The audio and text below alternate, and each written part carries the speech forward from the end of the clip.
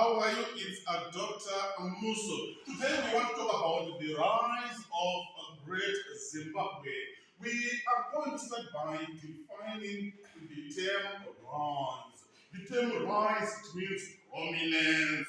The term rise it means to be known. What makes great Zimbabwe to be known? Oh, there is a certain called Great Zimbabwe. Remember, we are talking about history. What is history? We're talking about the start of events that took place long ago. For you to be known long ago, it was because of agriculture. It was because of keeping animals, cattle rearing. It was because of trade. So those are the factors that made a person to rise. What about in 2025? What makes a person to rise? It is because of money. What makes Jah Praiser to be known? He's popular. Why? It is because he resurrects the guitar. He resurrects. People enjoy Jah Praiser. People enjoy Nati. He rose. Why? Because of music. What about long ago? What led the people to be known? What led the state to be known? That is what is meant by the term rise. So which are these factors that led to the rise of Great Zimbabwe? Number one, we have got agriculture. Agriculture, what are we talking about? We are talking about the soils at Great Zimbabwe. They were fertile. The area, we see that it received adequate what? Rainfall. We talk about the soil, rainfall equals to food. So the state it rose to prominence. Why?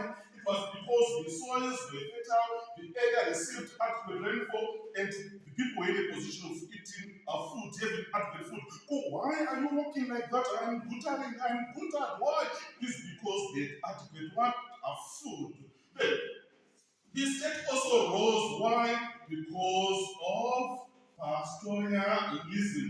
Pastoralism, we're talking about the keeping of animals such as cattle, sheep, and goats. So here now we talk about the grazing pastures. The area is good grazing what? Pastures. The area also received adequate what?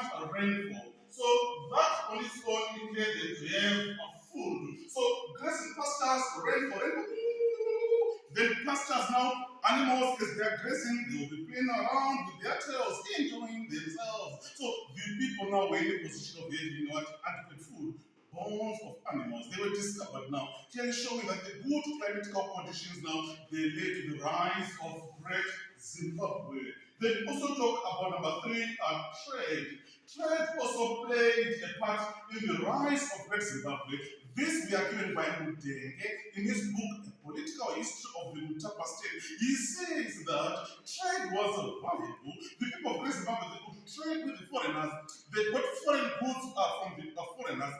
Arabs, the Swahilis, and from these goods that they were getting now, it meant that people were now knowing, oh, there are people who trade with the foreigners. These people, they are in Great Zimbabwe. You can imagine at your school, if you walk with a white person, everyone will say, oh, Momone, check, he's working with the white person now. You become prominent, even if the white person goes now, you'll be given even a nickname, whitey, why? It is because a white person came and you walked with him. What about long ago? Trading, even beads, clothes from white people. So you also became prominent. So the state also became prominent because of that.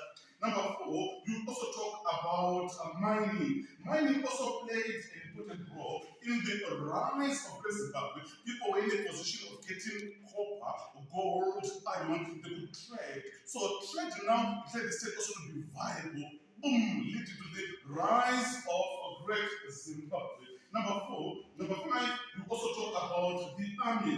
The army also played an important part in the rise of Great Zimbabwe. It fought neighboring tribes. It defeated neighboring tribes. Those tribes, they were subdued. They were conquered. They became part and parcel of Great Zimbabwe. And the boom, it led to the rise of Great Zimbabwe. You can imagine at a school, possibly, there is this young man. He goes to the gym. He's got a long chest like this. And he puts on ties. And when he's walking, people say, Muna man, Muna. And the person is known.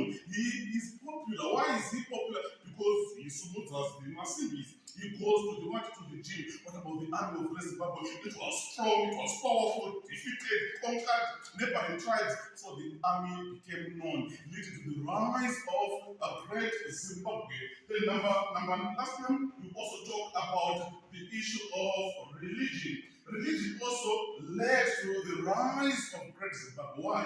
It is because of the Umwebes.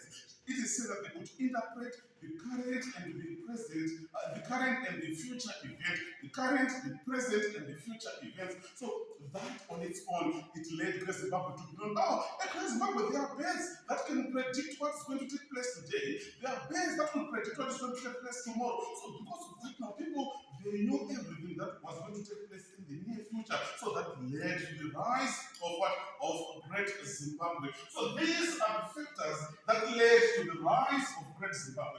Although now we've got these factors, we've got a person called D.N. Beach. D.N. Beach, he talks about the pendulum effect.